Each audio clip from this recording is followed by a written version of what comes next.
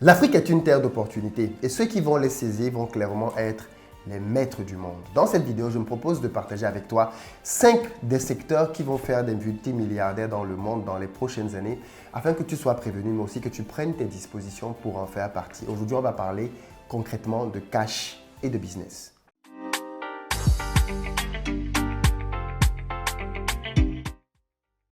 Salut à toi, bienvenue sur ma chaîne. Moi, c'est Philippe Simon. Ici, je te parle de business, d'entrepreneuriat parce que je suis convaincu que c'est grâce à ça qu'on va faire décoller notre communauté. Donc, si tu veux faire partie de cette belle aventure, abonne-toi, appuie la cloche de notification et tu vas recevoir tous nos nombreux contenus qui vont te permettre de réussir ton projet business. Alors aujourd'hui, je veux te parler d'Afrique et de business parce que je suis convaincu que l'Afrique reste une zone dans laquelle il y a tout à faire quasiment. Et c'est une bonne nouvelle parce que ça veut dire que chacun d'entre nous peut se lancer et dominer son marché dans quelques années. Parce qu'il y a encore énormément de géants et de champions que l'Afrique n'a pas encore accouchés. Et peut-être que tu feras partie de ces champions et de ces championnes dans les prochaines années. Mais pour ça, il faut que tu saches dans quel secteur partir, quelles sont les prévisions et tout ça, je vais le voir avec toi dans cette vidéo.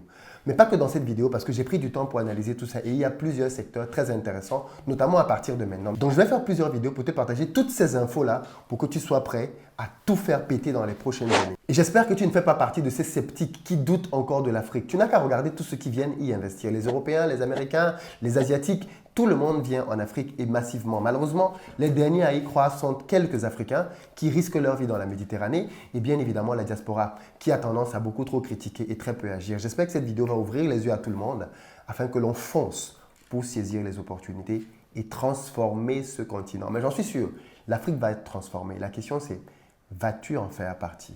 Le premier secteur que je veux voir avec toi, c'est celui de la transformation agricole.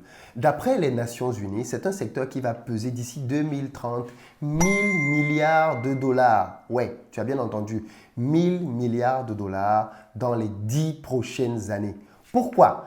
Parce qu'aujourd'hui, l'Afrique rencontre énormément de problèmes dans ce secteur et c'est l'une des raisons pour lesquelles je suis moi-même investi dans le secteur agricole. Quelles sont donc ces difficultés? L'une d'entre elles, c'est que malheureusement, l'agriculture en Afrique est saisonnière. On dépend de la pluie. Quand il pleut et que la pluie arrose les terres, tout le monde cultive à peu près. De la ville jusqu'au village, tout le monde cultive. Et donc, il y a une abondance de produits sur le marché, du moins de certains produits. Qu'est-ce que ça entraîne? Une baisse des prix. Offre, demande. Par contre, quelques mois après, dès que le soleil revient, il n'y a quasiment plus personne qui cultive. Et qu'est-ce qui se passe? Les prix flambent. Certains produits passent de x1 à x10 en quelques mois. Pourquoi? Parce qu'aujourd'hui, malheureusement, les agriculteurs n'irriguent pas leurs champs, du moins d'eux-mêmes. L'irrigation est un vrai problème. Et qu'est-ce que ça entraîne donc plus tard dans la chaîne? Ça entraîne effectivement une irrégularité au niveau de la consommation et ça entraîne qu'aujourd'hui, un continent qui pourrait largement nourrir toute la planète dépense chaque année 35 milliards de dollars pour acheter de la nourriture à l'étranger. Est-ce que tu sais qu'en Afrique, on achète du poulet? On achète de l'huile, on achète du riz, on achète de la viande. On achète à peu près tout à l'étranger alors que l'Afrique a le potentiel pour produire non seulement tous ces produits-là, mais en plus elle-même nourrir le reste du monde. Et si ce n'est pas encore fait aujourd'hui, c'est parce qu'en fait l'agriculture en Afrique rencontre un véritable problème, c'est celui de la transformation. Les produits qui sont aujourd'hui fabriqués, produits en Afrique, très souvent périssent après quelques jours. Beaucoup d'entre eux périssent même dans les champs parce qu'il n'y a pas de route pour pouvoir les faire sortir des champs. On est donc là face à un premier problème qui est celui de la logistique et qui bien évidemment revient aux États. Mais quand tu vas dans un centre commercial en Occident, tu te rends compte que quand tu arrives dans le rayon alimentaire, tu as certes les produits frais, mais tu as énormément d'autres choses qui sont soit dans des réfrigérateurs, soit dans des congélateurs, soit simplement emballés en sachets à différentes formes. Et ça, bien évidemment, ça n'existe pas en Afrique parce qu'aujourd'hui, malheureusement, toute notre nourriture est vendue uniquement fraîche. Il y a donc tout un boulevard pour ceux qui vont savoir comment transformer les produits africains, comment prolonger leur durée de vie sans nuire à la bonne qualité de l'alimentation. Bien évidemment, aujourd'hui, c'est un enjeu qui est en Europe. Ce n'est même plus l'enjeu de l'emballage, c'est l'enjeu de l'emballage écologique parce qu'on sait que de toutes les façons, les gens consomment de cette manière. Mais comme on sait aussi que l'Afrique est en train de se moderniser, entre guillemets, que les gens sont en train de changer leur manière de consommer, en fait, dans l'alimentation, on va avoir des besoins de plus en plus différents.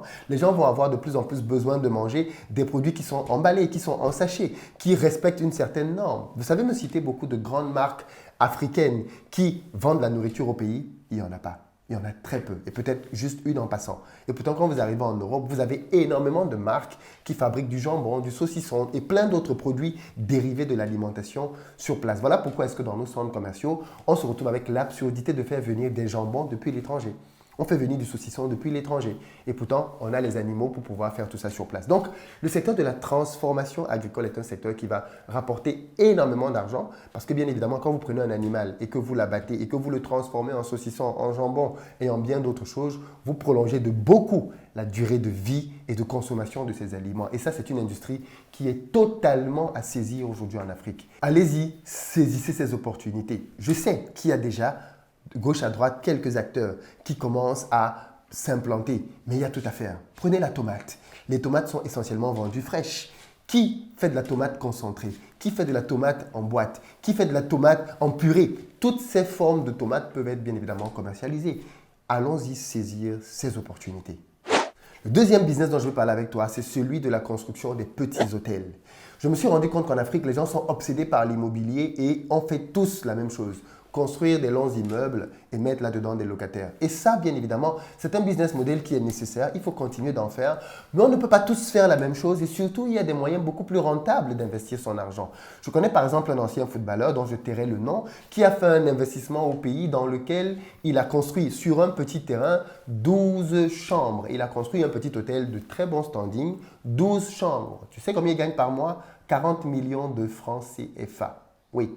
40 millions de francs CFA. Donc, on parle là pratiquement de 60 000 euros de chiffre d'affaires tous les mois. Quand on sait que dans ce business-là, il n'y a quasiment pas beaucoup de charges, ça fait beaucoup de marge qu'il parvient à se générer. Et c'est en discutant avec lui que je me suis rendu compte de la pertinence du secteur des petits hôtels en Afrique. Arrêtons donc de gaspiller des superficies pour ne faire que de longues tours. Avec tout ce qu'on sait qu'il y a comme problème de loyer, d'impayés et tout ce que vous voulez, et pensons peut-être aux hôtels. La difficulté avec l'hôtel, c'est que ça demande bien évidemment beaucoup plus de travail, beaucoup plus de gestion. Mais derrière, vous louez votre chambre, vous la donnez à un client pour une nuit à 50 000 francs, à 60 000 francs, 80 euros, 100 euros pour une seule nuit. Alors même si ce n'est pas plein au début, au fur et à mesure, il va y avoir des remplissages. Mais ce que beaucoup de gens ne savent pas, c'est qu'il y a un manque criard d'hôtels dans nos pays. Vous regardez des compétitions comme la CAN, elles mettent à nu l'absence d'infrastructures dans nos hôtels, dans nos pays. Si vous voulez organiser une compétition footballistique en Europe, vous n'avez pas besoin de construire d'hôtels, il y en a déjà pas mal. En Afrique, c'est le contraire. On doit réfléchir aux hôtels, on doit réfléchir ainsi de suite, parce qu'il n'y en a pas assez. Donc, plutôt que d'aller mettre l'argent comme tout le monde le fait dans les grandes tours, clairement, les hôtels peuvent être une véritable alternative à saisir. Troisième business, des cliniques d'excellence sur le continent africain. Vous savez très bien que beaucoup de nos hommes d'État, de nos leaders, de nos dirigeants viennent se faire soigner en Europe. L'une des choses que j'ai apprises et qui était très choquante, c'est que ces gens viennent en Europe pour se soigner dans des hôpitaux privés. On peut prendre effectivement l'hôpital américain de Paris. C'est un hôpital privé.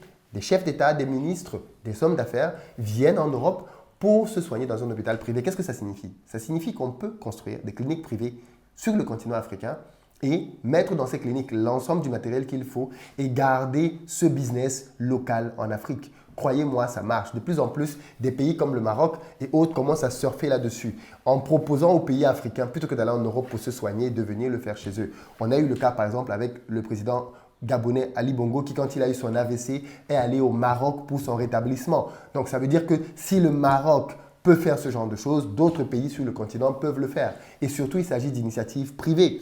Qu'est-ce qui empêche donc à plusieurs personnes de se mettre ensemble et de créer ce genre de structure? Si dans votre pays, vous pensez que ça va être compliqué, toute l'Afrique n'est pas votre pays. Faites-le dans un autre pays, là où vous allez peut-être avoir beaucoup plus facilement les agréments pour le faire.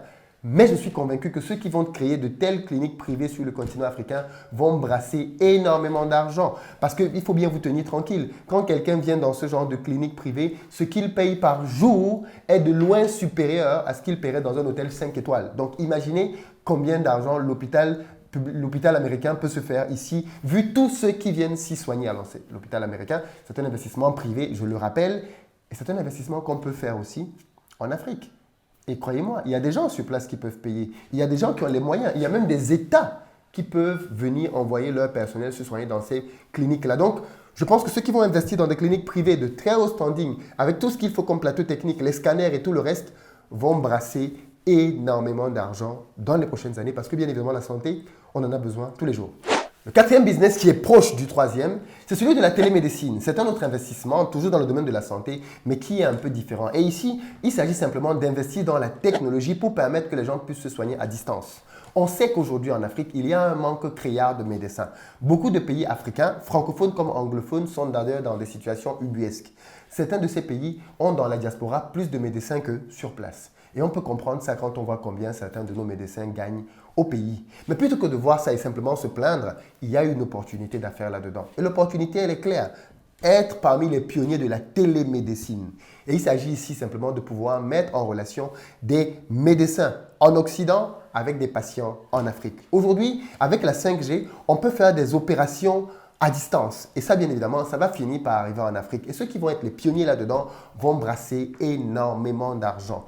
Permettre que votre famille qui est au pays puisse se soigner, puisse être consultée, puisse être diagnostiquée par un médecin à l'étranger, ça c'est juste waouh. Et ça va se développer de plus en plus. Et travailler pour créer des solutions informatiques, technologiques qui vont mettre en relation ces médecins et les patients, c'est clairement être sur un filon qui va rapporter très gros par la suite. Donc, la télémédecine, c'est à considérer avec le plus grand des sérieux.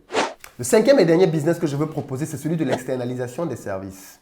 Aujourd'hui, des pays comme le Maroc, la Tunisie et même Madagascar ont compris l'intérêt qu'il y a à proposer à des sociétés européennes d'externaliser certaines de leurs fonctions à l'étranger. Et je pense qu'on gagnerait à le faire davantage. Aujourd'hui, par exemple, j'ai été très surpris récemment quand j'étais en vacances au Cameroun de me rendre compte que SFR avait un centre client au Cameroun. C'est incroyable, n'est-ce pas? Mais oui, c'est vrai. Et des boîtes comme SFR, il y en a de plus en plus qui ont besoin d'aller externaliser certaines de leurs fonctions, notamment les call centers à l'étranger dans des pays dans lesquels la main-d'œuvre est un peu plus basse. Et ça, c'est clairement une tendance dans laquelle je pense qu'on devrait surfer.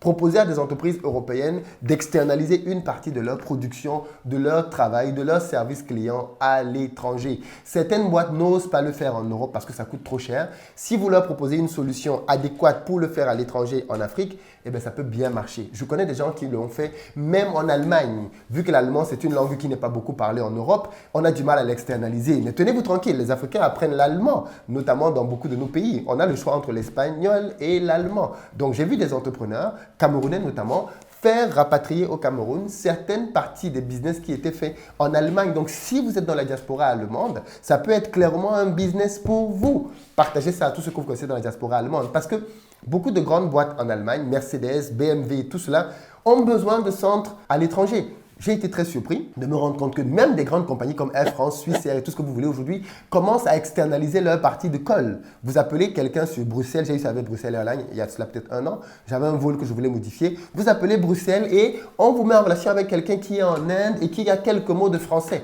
Mais quelqu'un qui est en Afrique, qui parle beaucoup mieux le français, serait plus adapté pour prendre ce poste. Donc, il y a un vrai besoin chez beaucoup d'entreprises dans le monde entier maintenant d'externaliser toute leur partie relation client avec leurs clients dans le monde entier. Et l'Afrique a clairement un rôle à jouer là-dedans. Vous pouvez le faire. Certains le font même aujourd'hui avec la partie site web. C'est-à-dire qu'ils prennent des gens qui sont en Afrique pour développer des sites web pour des clients qui sont aux États-Unis et partout ailleurs. On a beaucoup d'entreprises qui font ça. Certains d'entre eux passent même souvent sur cette chaîne et eux, leur business, il est clair. Ils travaillent depuis l'Afrique, développent des sites web, des applications mobiles pour des clients aux États-Unis. Ceux qui ont commencé à le faire, c'était les Indiens et ils l'ont très bien fait. Il est temps que les Africains rentrent dans cette cour-là et qu'ils aillent eux aussi saisir des opportunités.